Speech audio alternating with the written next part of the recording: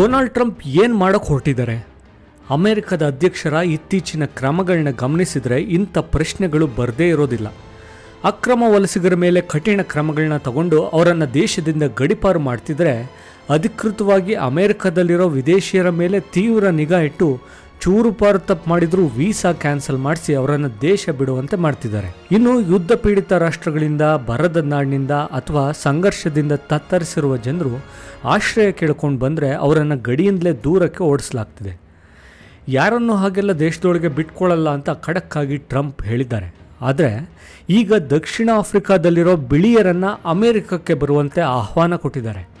ತೀವ್ರ ಟೀಕೆಗಳ ನಡುವೆ ಕೂಡ ವೈಟ್ ಆಫ್ರಿಕನ್ನರನ್ನು ನಿರಾಶ್ರಿತರ ರೀತಿಯಲ್ಲಿ ಅಮೆರಿಕದಲ್ಲಿ ಉಳಿಯೋಕೆ ಟ್ರಂಪ್ ಬಾಗಿಲು ಓಪನ್ ಮಾಡಿದ್ದಾರೆ. ಜನಾಂಗೀಯ ತಾರತಮ್ಯ ಹುಟ್ಟುಹಾಕ್ತಿದ್ದಾರಾ ಟ್ರಂಪ್? ಬಿಳಿಯರಿಗೆ ಮಾತ್ರವೇ ಯಾಕೆ ಅವಕಾಶ? ಆಫ್ರಿಕಾ ಖಂಡದಲ್ಲಿ ಕೆಳಗಿನ ತುದಿಯಲ್ಲಿರೋ ದೇಶ ದಕ್ಷಿಣ ಆಫ್ರಿಕಾ. ಅಲ್ಲಿನ ಕೇಪ್ ಟೌನ್ಗೆ ನೂರಾರು ವರ್ಷಗಳ ಹಿಂದೆ ಡಚ್ನಿಂದ ಲಗ್ಗೆ ಇಟ್ಟವರು ಬಹಳಷ್ಟು ಮಂದಿ ಅಲ್ಲೇ ನೆಲೆಯಾದರು. ಜರ್ಮನಿ, ಫ್ರಾನ್ಸ್ನಿಂದ ಕೂಡ ದೊಡ್ಡ ಸಂಖ್ಯೆಯಲ್ಲಿ ದಕ್ಷಿಣ ಆಫ್ರಿಕಾಗೆ ವಲಸೆ ಹೋಗಿ ವಸಾಹತುಶಾಹಿಗಳನ್ನ ಸ್ಥಾಪಿಸಿ ವ್ಯಾಪಾರ ವಹಿವಾಟುಗಳನ್ನು ವಿಸ್ತರಿಸಿಕೊಳ್ಳೋ ಜೊತೆಗೆ ಅಮೆರಿಕದ ದಕ್ಷಿಣ ಭಾಗದಲ್ಲಿ ವಿದೇಶಿ ಬಿಳಿಯರ ಜನರು ಪ್ರಭುತ್ವ ಸಾಧಿಸಿದರು. ರಾಜಕೀಯವಾಗಿ ಅಷ್ಟೇ ಅಲ್ಲದೆ ಅಲ್ಲಿನ ಕೃಷಿ ಭೂಮಿ ಹಾಗೂ ಸಂಪತ್ತಿನ ಮೇಲೂ ಅಧಿಕಾರ ಸ್ಥಾಪಿಸಿದರು. ಮೂಲ ನಿವಾಸಿಗಳಾದ ಕಪ್ಪು ವರ್ಣದ ಜನರ ಮೇಲೆ ದಬ್ಬಾಳಿಕೆ ಶುರು ಮಾಡಿ ಅವರನ್ನು ಆಳುಗಳನ್ನಾಗಿ ಮಾಡಿಕೊಂಡು ದುಡಿಸ್ಕೊಂಡ್ರು. ಮಹಾತ್ಮ ಗಾಂಧೀಜಿ ದಕ್ಷಿಣ ಆಫ್ರಿಕಾದಲ್ಲಿದ್ದಾಗಲೂ ಬಿಳಿಯರು ಮತ್ತು ಕಪ್ಪು ವರ್ಣದವರ ನಡುವೆ ಜನಾಂಗೀಯ ನಿಂದನೆಗಳು, ದ್ವೇಷದ ಘಟನೆಗಳು ನಡೀತಿದ್ವು. ಜನಾಂಗೀಯ ದ್ವೇಷದ ವಿರುದ್ಧ ಅದಾಗಲೇ ಹೋರಾಟಗಳು ಶುರುವಾಗಿದ್ವು. ಕಪ್ಪು ಜನರು ವಿದ್ಯಾಭ್ಯಾಸ ಪಡೆಯೋದು ಹೆಚ್ಚುತ್ತಿದ್ದಂತೆ ಅಲ್ಲಿನ ಪರಿಸ್ಥಿತಿಯು ಬದಲಾಯಿತು. ನೆಲ್ಸನ್ ಮಂಡೇಲಾ ಹೋರಾಟದಿಂದ 1994ರಲ್ಲಿ ದಕ್ಷಿಣ ಆಫ್ರಿಕಾದಲ್ಲಿ ಪ್ರಜಾಪ್ರಭುತ್ವಕ್ಕೆ ಮುಕ್ತವಾಯಿತು. ಅಲ್ಲಿಂದ ಸಮಾನ ಹಕ್ಕು ಜಾರಿಯಾಯಿತು. ಈಗ ದಕ್ಷಿಣ ಆಫ್ರಿಕಾದಲ್ಲಿ ಆಫ್ರಿಕಾನರ್ಸ್ ಎಂದು ಕರೆಸಿಕೊಳ್ಳೋ ಬಿಳಿಯ ವರ್ಣದ ಜನರು ಅಲ್ಪಸಂಖ್ಯಾತರು.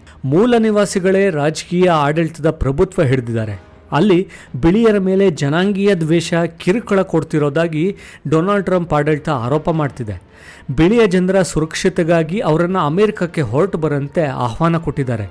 ರೆಫ್ಯೂಜಿ ಸೆಟಲ್ಮೆಂಟ್ ಪ್ರೋಗ್ರಾಂ ಅಡಿಯಲ್ಲಿ ನಿರಾಶ್ರಿತರಾಗಿ ಬಿಳಿಯರು ಅಮೆರಿಕದಲ್ಲಿ ಉಳಿಯೋಕ್ಕೆ ವ್ಯವಸ್ಥೆ ಮಾಡಲಾಗ್ತಿದೆ. ಅದರ ಮೊದಲ ಹೆಜ್ಜೆಯಾಗಿ ದಕ್ಷಿಣ ಆಫ್ರಿಕಾದಿಂದ 49 ಜನರನ್ನು ಒಳಗೊಂಡ ಬಿಳಿಯರ ತಂಡವು ಜೊಹಾನ್ಸ್ಬರ್ಗ್ನಿಂದ ವಿಶೇಷ ವಿಮಾನದಲ್ಲಿ ವಾಷಿಂಗ್ಟನ್ನ ಡಲ್ಲೀಸ್ಗೆ ಬಂದಿಳಿದಿದ್ದಾರೆ.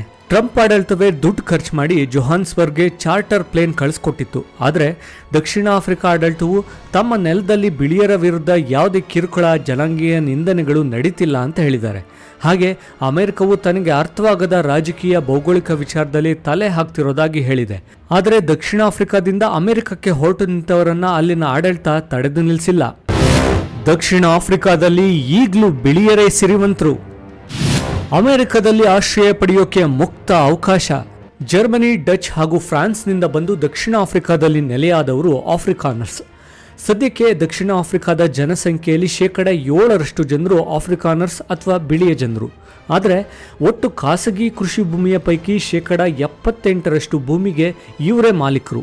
ಹಾಗೆ ಕಪ್ಪು ಬಣ್ಣದ ದಕ್ಷಿಣ ಆಫ್ರಿಕನ್ನರಿಗಿಂತ ಹೆಚ್ಚು ಸಂಪತ್ತು ಇವರಲ್ಲೇ ಇದೆ. ಇವರಲ್ಲಿರುವ ವ್ಯವಸಾಯದ ನೆಲವನ್ನು ಭೂ ಸುಧಾರಣೆ ಕ್ರಮಗಳ ಮೂಲಕ ಕಸಿದುಕೊಳ್ಳೋ ಭೀತಿ ಕಪ್ಪು ಆಫ್ರಿಕನ್ನರ ಆಡಳಿತದಿಂದ ಎದುರಾಗಿದೆ ಅಂತ ಡೊನಾಲ್ಡ್ ಟ್ರಂಪ್ ಆಡಳಿತ ಆರೋಪ ಮಾಡ್ತಾ ಇದೆ. ಇದರ ಬಗ್ಗೆ 2025ರ ಫೆಬ್ರವರಿಯಲ್ಲಿ ಅಮೆರಿಕ ಕಾರ್ಯಕಾರಿ ಆದೇಶವನ್ನು ಹೊರಡಿಸಲಾಗಿತ್ತು.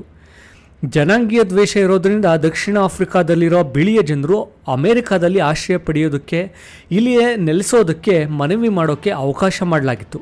ಅದರ ಪ್ರಕಾರ ಮನವಿ ಮಾಡಿದ್ದವರಲ್ಲಿ 49 ಜನರ ನಿರಾಶ್ರಿತರ ಗುಂಪು ಸೋಮವಾರ ವಾಷಿಂಗ್ಟನ್ ಡಿಸಿಗೆ ಬಂದಿಳಿದಿದೆ.